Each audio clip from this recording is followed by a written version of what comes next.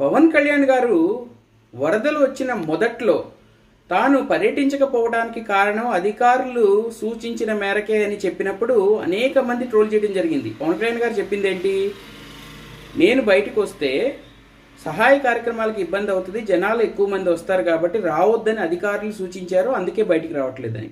So YSR Congress party social media యథావిధిగా, ఎందుకంటే YSR Congress party నాయకులందరూ కేసుల్లో ఇరుక్కుంటున్నారు కాబట్టి సో దాని నుంచి దృష్టి మళ్లించడానికి సో ఇలాంటి టాపిక్స్ తీసుకుని ట్రోల్ చేయడం మొదలు పెడతా ఉంటుంది. ఇప్పుడు పవన్ కళ్యాణ్ గారు పర్యటించడం మొదలుపెట్టారు, సొంత నియోజకవర్గం కావచ్చు ఇతర ప్రాంతాల్లో. ఆ పర్యటించేటప్పుడు వచ్చిన జనాల్ని చూసినప్పుడు పవన్ కళ్యాణ్ గారు చెప్పిన మాటల్లో ఎంత నిజం ఉందో, అధికారులు చేసిన సూచన ఎంతవరకు కరెక్టో మనందరికీ క్లియర్గా అర్థమవుతుంది.